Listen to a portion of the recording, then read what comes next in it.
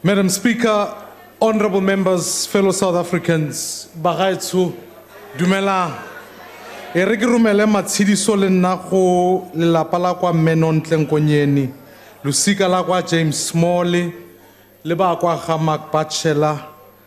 And fellow South Africans, I'd like to send my deep condolences to the family of an exceptional South African in Johnny Clegg, who left us yesterday.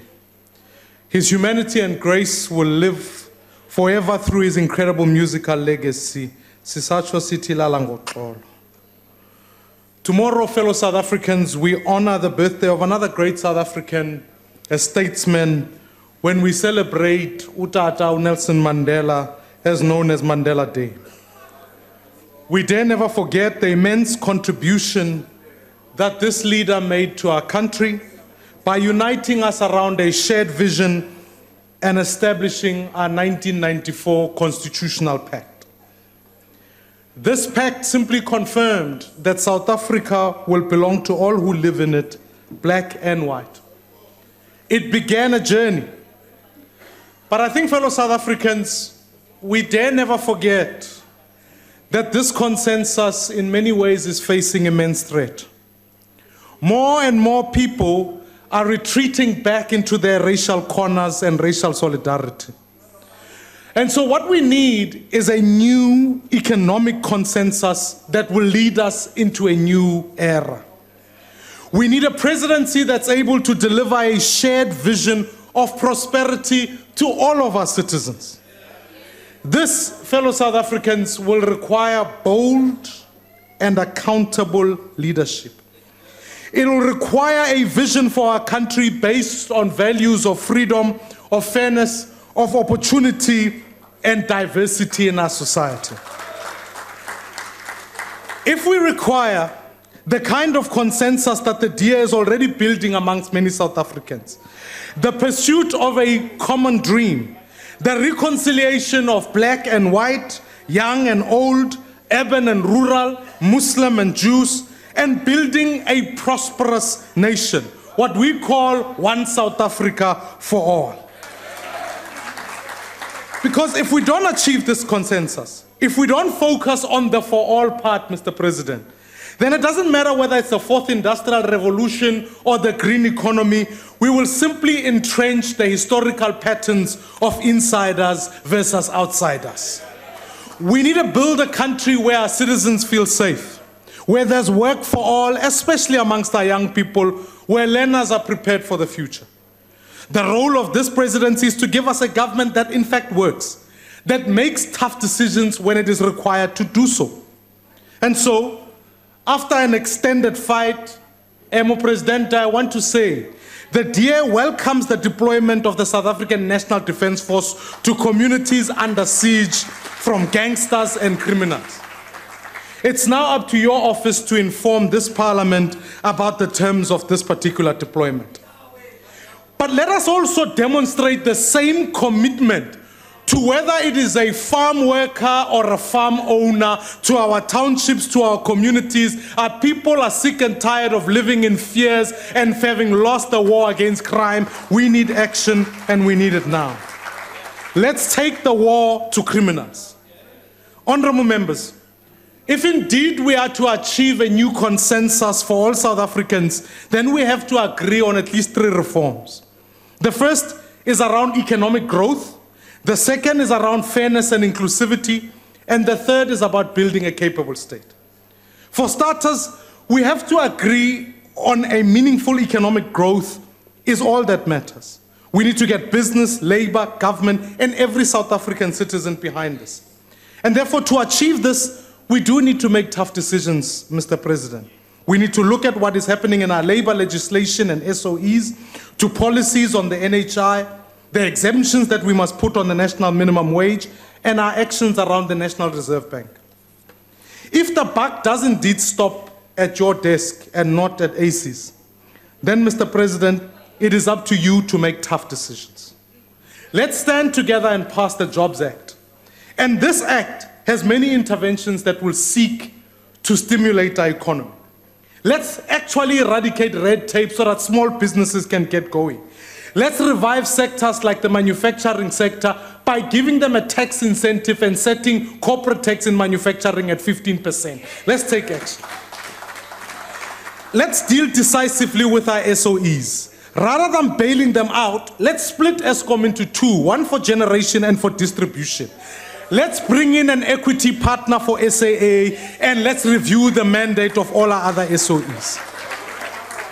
Mr. President, city-led economic growth is the future of our country, and we need to place our cities at the forefront of our growth strategy.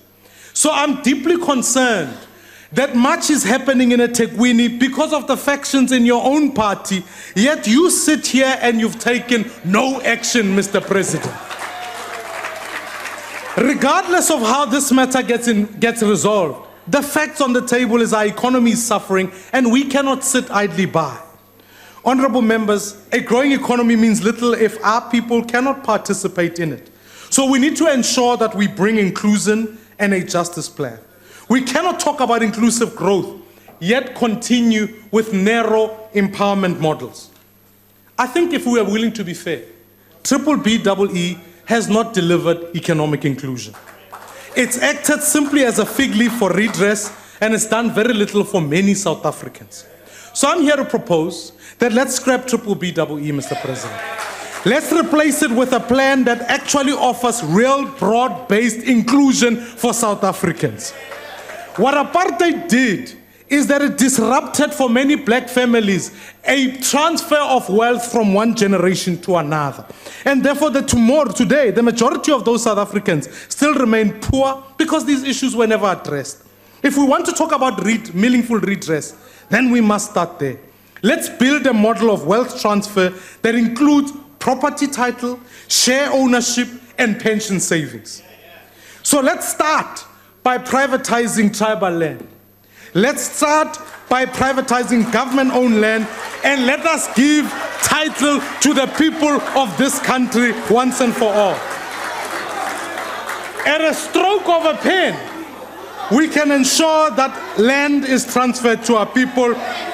The protection of private property rights is the bedrock of our economy and the future of our nation. Furthermore, once we've stabilized and privatized SOEs, let's distribute shares to our people. Now we can begin to talk about share ownership, savings, and pensions for many South Africans who have not seen them. But none of these economic and societal reforms will be possible without bold leadership and building a capable and uncaptured state. 5 months ago, during your State of the Nation address... Honorable Maimane, please hold. Honorable members, you are now drowning the speaker at the podium. That's not allowed. Order. You can howl all you want, honorable members. You are allowed to converse, just don't drown him out. Please continue, sir. 5 months ago, during your State of the Nation address, you told us you are the man of action. In fact, you quoted Theodore Roosevelt and had us believe that you are the man in the arena, the doer of deeds, whose face is marred by dust, sweat, and blood. But in reality, all this presidency has produced so far is plans, commissions, and promises, and more conferences. We need to see action, and we need to see it now. You've spoken at length about cleaning up the state and government, but this has not been beyond talk. The SIU is still lying dormant. The NPA has no money to operate. No one has been charged. No one has been prosecuted. No one has been arrested. In fact, many of them are sitting here, Mr. President, chairing committees. Mr. President, that's not the man in the arena. That's the man watching the arena.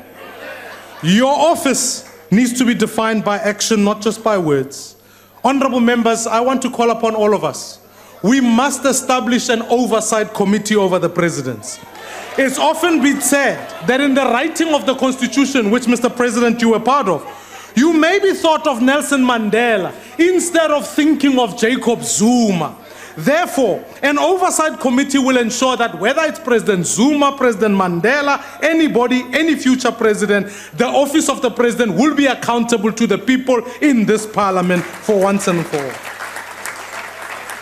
I would urge that the presidency's budget should not be spent on legal fees as we saw in the previous term. So, Mr. President, may I recommend, whatever the public protector finds against you, you must show an example by paying for your own legal fees so that we are not using South Africa's money to defend yourself.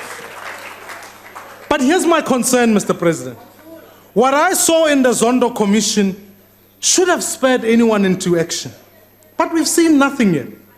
Mr. Zuma's testimony should either be that of a deranged individual or someone who's actually telling the truth. In Zuma's own words, he says the 9 wasted years were party. There were many who are sitting here who were party to those decisions to do those 9 years. In fact, he says it was the deployment committee which you headed up. So, Mr. President, you sat at number 2 to number 1. So all I want to know, and you were silent then, will you be silent now, or will you take action and guarantee this House tomorrow when you come to respond that you will go to the Commission and tell and set the record straight for all South Africans? We need action, Mr. President, and we need it now. We cannot sit idly by. I think in the words of former President Nelson Mandela, we can only rest for a moment, for with freedom comes responsibility. And we dare not linger longer, for our walk is not ended. Mr. President, you dare not linger. You can either choose your party or you can choose the country. You need to change what is working, because if we do more of the same, we'll get more of the same. If you choose the path of reform, I've given you my undertaking. You have a partner with us. We will work with you. But if you choose your party, then we can build. If we work together, we can build the consensus that will lead us into the next decade. But if you choose not to, and you rather not upset your fellow comrades and keep status quo, the people of this country will march and bring change, and will be with them, and I will stand with them. The choice is yours, Mr. President. Ke a leboga. Siabulela. Enkosi.